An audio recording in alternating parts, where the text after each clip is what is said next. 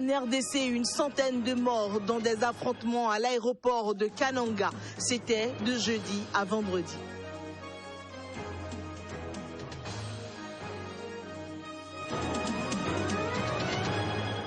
Élection législative du 7 octobre au Maroc. La campagne lancée samedi prendra fin le 6 octobre.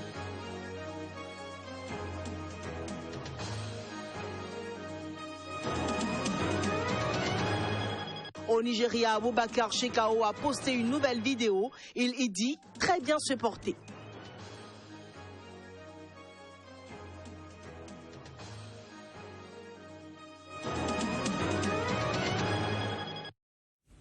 Bonjour chez vous, bienvenue dans cette nouvelle session d'information sur Sika. Une centaine de personnes ont été tuées jeudi et vendredi en RDC. C'était dans des affrontements entre les partisans d'un chef coutumier tué en août et les forces de sécurité pour le contrôle de l'aéroport de Kananga. Ce dernier est situé dans le centre de la République démocratique du Congo. Suivez les détails. Les déclarations sur les heurts survenus dans le centre de la République démocratique du Congo ne sont pour l'instant pas uniformes, mais de violents affrontements y ont bien eu lieu. Pour l'heure, le bilan repose sur des témoignages. D'après un membre du cabinet du gouverneur de la province du Kasaï central, le nombre de morts dépasse la centaine parmi les miliciens du chef Kamwina Nzapu et 8 militaires ont aussi été tués.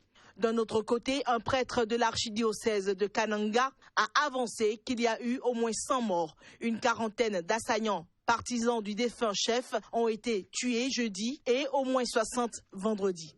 Le gouverneur du Kasaï central n'a pas souhaité réagir dans l'immédiat. La gravité de la situation a poussé le président de la RDC à dépêcher le vice-premier ministre de l'Intérieur à Kananga depuis samedi pour comprendre la situation.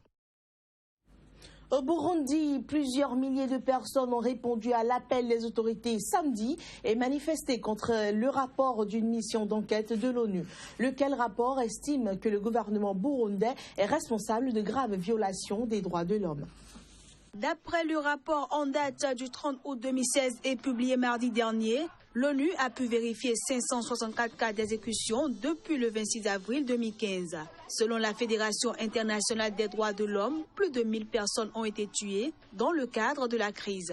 Les manifestants qui marchaient ce samedi en direction de l'Office du Haut-Commissaire des droits de l'homme des Nations Unies ont notamment scandé des slogans contre le président rwandais Paul Kagame. Ce dernier, considéré par le gouvernement de Pierre Nkurunziza comme l'instigateur des troubles au Burundi. Même demain, s'ils envoient encore une fois de faux rapports, je me lèverai à nouveau en tant qu'élu du peuple et je me joindrai à ceux qui m'ont élu. Je me lèverai pour dire que je rejette les rapports de l'ONU. S'ils recommencent, je les rejetterai encore. Tout ce qui a été fait au Burundi, tous les rapports qui ont été faits par la justice, à l'occurrence le rapport d'enquête du procureur général de la République, vous n'y trouvez rien. Il y a les témoignages de certains jeunes qui se sont désolidarisés des malfaiteurs, qui ont témoigné à vos médias, à la télévision nationale. Aucun message n'est là. Donc, ils ont rassemblé les éléments de l'opposition radicale et de ceux qui veulent préparer justement les exécutions sur le candidat de ce rapport. Notons que dans ce rapport, l'ONU a mis en garde contre de possibles crimes contre l'humanité et un grand danger de génocide. À présent, parlons du Gabon dans ce journal. Le secrétaire général de l'ONU a réagi au verdict de la Cour constitutionnelle. Ban Ki-moon a pris note dimanche de la réélection d'Ali Bongo à la tête du Gabon. À travers un communiqué, il a appelé tous les protagonistes à entamer un large dialogue. Aussi salue-t-il l'appel à un dialogue national lancé par le président réélu. Mais le secrétaire général de l'ONU souligne que ces assises devraient être représentatives de toutes les parties prenantes en faveur de la réconciliation nationale et de l'adoption de mesures consensuelles pour la tenue d'élections législatives pacifiques et crédibles en décembre prochain. Au Nigeria, le chef du groupe djihadiste Boko Haram, Abubakar Shekau, a diffusé dans la nuit de samedi à dimanche une nouvelle vidéo. Dans cet élément, il dit aller parfaitement bien. Shekau fustige des déclarations de l'armée nigériane qui avait annoncé l'avoir grièvement blessé le mois dernier. Il a également proféré des menaces directes contre le président Buhari qui a demandé cette semaine l'aide des Nations Unies pour négocier la libération des lycéennes de Chibok. Abubakar Shekau, annoncé mort à de nombreuses reprises par les autorités nigérianes, apparaît une fois encore en bonne santé physique dans une nouvelle vidéo.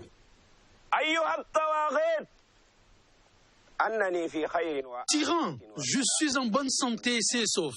Grâce à Dieu, rien ne m'est arrivé. Je ne mourrai pas avant que l'heure ne soit venue. Et personne ne connaît l'heure de sa mort en avance. Et une fois qu'elle est là, on ne porte pas le deuil. Fin août dernier, l'armée avait affirmé avoir fatalement blessé le chef de Boko Haram dans un raid aérien sur la forêt de Sambisa, localité du nord-est du Nigeria. Une annonce qui avait laissé planer des doutes sur son état de santé ou sa mort potentielle. Dans sa nouvelle vidéo, Abubakar Shekau a proféré des menaces directes contre le président Muhammadu Buhari qui a demandé cette semaine l'aide des Nations Unies pour négocier la libération des lycéennes nigérianes enlevées à Chibok il y a plus de 2 ans. Vous vous donnez un spectacle parce que vous ne savez plus quoi faire. Vous n'arrêtez pas de réclamer de l'argent aux gens en leur disant que vous allez ramener leur fille. Mais vous savez que c'est un mensonge. Le nombre de vidéos diffusées par Boko Haram a augmenté ces dernières semaines alors que le groupe est fortement divisé. Le leadership de Shekau est remis en cause depuis la désignation par le groupe État islamique à qui il a fait allégeance d'un nouveau chef de Boko Haram en la personne d'Abou Moshab al-Barnawi, fils de Mohamed Youssouf, le fondateur de Boko Haram. Grand meeting dimanche du Parti de la Justice et du Développement. Nous sommes au Maroc. Environ 10 000 personnes y ont participé à Rabat. Une sortie qui marque le début de sa campagne pour les législatives du 7 octobre. Laquelle campagne a officiellement été lancée samedi dans tout le pays et se clôturera le 6 octobre. Une trentaine de partis prendront part à ce scrutin qui s'annonce comme un duel serré entre le PJD et son grand rival du Parti Authenticité et Modernité. 16 millions d'électeurs doivent désigner 395 députés.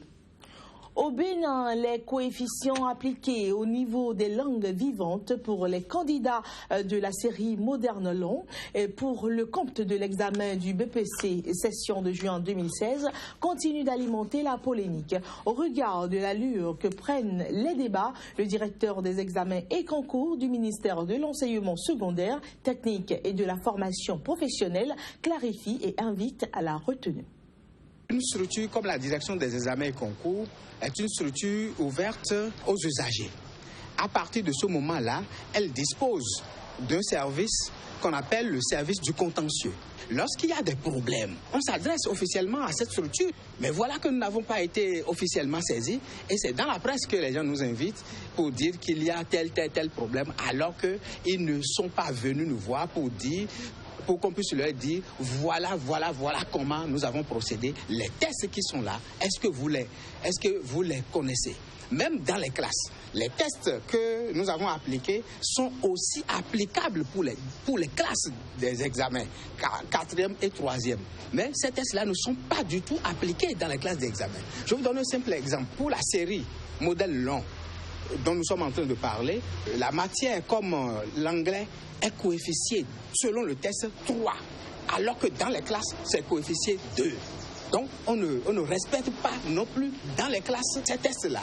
Donc, je pense qu'il y a lieu de revoir ces tests-là, de les vulgariser, et il faut que ceux qui sont en train de parler sachent qu'ils doivent respecter la norme. Tous ceux qui parlent ne peuvent pas exhiber de tests. Ils exhibent des relevés de notes pour dire en 2014 on a fait ceci, en 2015 on a fait ceci, mais c'est sur la base de quel test? Les tests que nous avons appliqués sont ceux de 2012 qui sont encore en vigueur. Donc, en définitive, il n'y a pas eu d'erreur, Et dans l'affectation des coefficients, il n'y a pas eu de permutation dans l'affectation des coefficients, surtout pour la série moderne long. Il n'y a eu que l'application du test en vigueur.